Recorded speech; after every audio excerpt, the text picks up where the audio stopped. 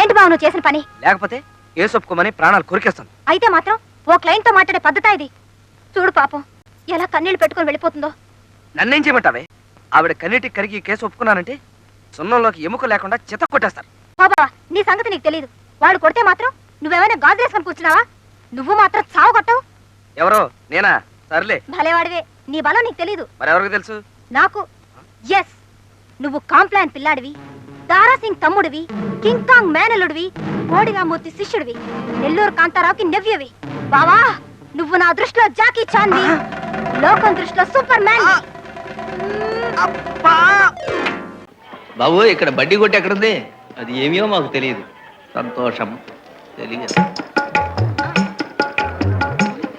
ఏం విజయనగర సామ్రాజ్యం! ఇక్కడ చీనాంబరాలు దొరుకుతున్నాయి గాని కాల్చుకోవడానికి చుట్టా బీడీ సిగరెట్ దొరకటం లేదు. నేను ఇచ్చేదాన్ని నాదా? నువ్వా? నేనే. మీరు కోరినది నేనిచ్చేదను. ఏమిటి చుట్టా? అవును, ఇది చాలా మేలైనది, ఎంతో ఘాటైనది. అటులనే ఉన్నది.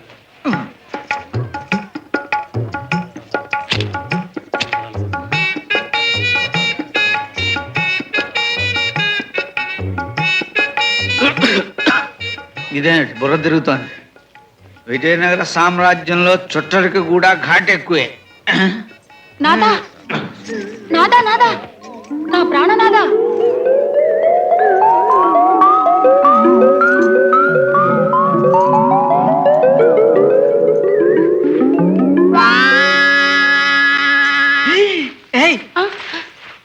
ఏమిటిదంతా?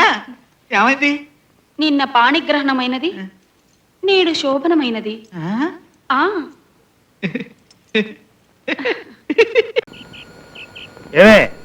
వస్తున్నా. నేను వెళ్తున్నాను, జాగ్రత్తగా తలపేసుకో. ఏమిటి వినిపించిందా? ఏమే ఓటే అనకపోతే భాగ్యలక్ష్మి నేను డ్యూటీకి వెళ్తున్నాను, జాగ్రత్తగా తలుపేసుకో అనొచ్చుగా? అనొచ్చు, కానీ నేను అనను. ఈ టాక్సీ రాముడి రూటే వేరు. అవును, అసలు నువ్వు బయట కిందకు వచ్చావు? నిన్నెవరమ్మన్నారు? లోపల నుంచే అలాగేనండి అనొచ్చుగా? అనొచ్చు, కానీ నేను అనను. ఈ భాగ్యలక్ష్మి రూటే వేరు. సరే మీరు వెళ్ళండి, నేను తలుపేసుకుంటా. అవునండి, గోదావరి ఎక్స్ప్రెస్ ఎన్ని గంటలకండి? గోదావరి ఎక్స్ప్రెస్ దేనికి? అబ్బే ఏం లేదు, ఇందాక పాలవాడు అడిగితేనో. సరే మీరు వెళ్ళండి, నాకు పనుంది.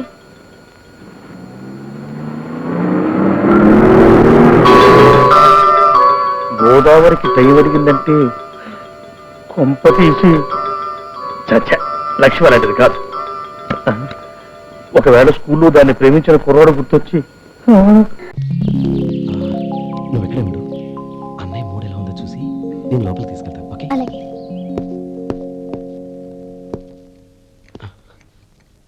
అన్నయ్య. ఏంట్రా? నేను చాలా రోజుల నుంచి నీకు విషయం చెప్తున్నాను, గుర్తుందా? ఏ విషయం?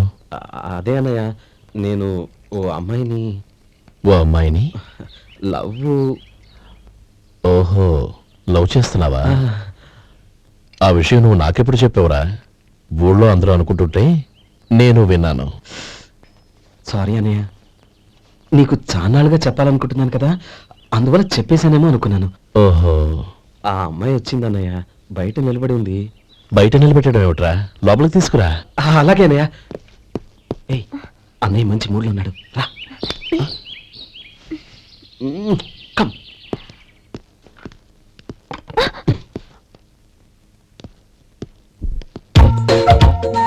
ఎందుకంటావేంటయ్యా? ఆ అన్నయ్య మాట వినగానే మీ డాక్టర్ గడగడ వణికిపోతాడు. అసలు డాక్టర్ చదివే తమ్ముడిని అలా భయపెట్టచ్చా? తప్పు కదా? తప్పేనండి. అదేంట్రా, మనిషో పక్కనుంటే నమస్కారం ఇంకో పక్కన ఉంది? అది మర్యాద అన్నయ్య, మర్యాద. ఆహా, అవును, నీ పేరేంటమ్మా? నందిని. నందిని అన్నయ్య. ఏ, ఆ ముఖతను చెప్పలేదా?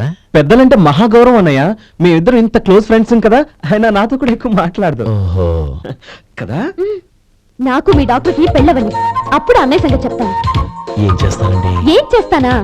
సంవత్సరం తిరగకుండానే కవల పిల్లలు కని వాళ్ళ అన్నయ్య చేతిలో పెడతాను. వాళ్ళకి 5 సంవత్సరాలు వచ్చేసరికి ఆయన్ని బాగా ముట్టిగలేస్తారు. అవును, అమ్మాయి మొహం చూడకుండా నిర్ణయం తీసుకోనరా. తలెత్తు.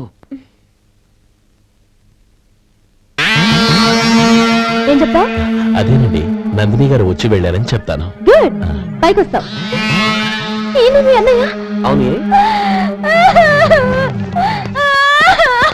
నందిని ఏమైంది? ఎందుకు ఏడుస్తున్నావ్?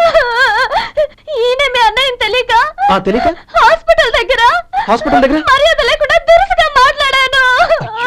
ఆయన ఈ పెళ్లి ఒప్పుకోరు. ఊరుకో, అలాంటి చిన్న చిన్న విషయాల్ని మా అన్నయ్య పట్టించుకోడు. అయినా నేను కన్విన్స్ చేస్తాను కదా. ఆయనకంత అవమానం జరిగాక ఎందుకు కన్విన్స్ అవుతారు? చూడు, నువ్వు వేరే పెళ్లి చేసుకొని నీకు పుట్టబోయే బిడ్డకు నా పేరు పెట్టుకో. ఏంటమ్మా? నేనే నుయ్యగుయ్య చూసుకుంటాను. అదిగో ఆ చూపు చూడు, ఆ చూపు ఒకలా ఉంది. నందిని, నా మాట విను ప్లీజ్. రేయ్ శేఖర్, ఆ అమ్మాయి చెప్పింది నిజమే. తనని ఎప్పుడైతే హాస్పిటల్ దగ్గర చూశానో అప్పుడే నేను నిర్ణయానికి వచ్చేసాను. విన్నావా? నేను చెప్పానుగా, ఆయన ఆల్రెడీ ఓ నిర్ణయానికి వచ్చేసారట. ఇక నేను వెళ్తాను. అలాగే వెళ్ళి ఈసారి వచ్చేటప్పుడు మీ అమ్మా నాన్నల్ని తీసుకురా. ముహూర్తాలు ఎప్పుడు పెట్టుకోవాలో నిర్ణయించుకుంటాం. చింతకు ఏ రాజా, నీ గురించి వస్తున్నాను. నువ్వు సామాన్య మానవుడు కాదు నాయన. క్రితం జన్మలో శ్రీకృష్ణ పరమాత్ముడివి. నీ కోసం రుక్మిణి కూడా మళ్ళీ జన్మించింది. ఏ పేటలో ఉంది? ఏ పేటలో అంటావేండి నాయన, మన రాణియే. నువ్వు రాణి వివాహం చేసుకుంటే భూలోకాన్ని ఓ కొత్త గ్రహం గుద్దబోతోంది నాయన. 6 తోక చుక్కలు ఒకేసారి భారతదేశాన్ని మోదబోతున్నాయి. ఓ శభాష్. సముద్రాలన్నీ పొంగబోతున్నాయి. మరి దీనికి ఇరుగుడేంటి? ఏముంది నాయన, నువ్వు రాణి వివాహం చేసుకుంటే అంతా శుభమే జరుగుతుంది. నువ్వా ఎరా, నువ్వు కూడా రాణిని పెళ్లి చేసుకో అని రికమెండేషన్ తో వచ్చావా? ఊరుకో, రాణి నువ్వు పెళ్లి చేసుకోవటం ఏంది? అదే కదా, అదే నిన్ను చేసుకుంటుందిగా.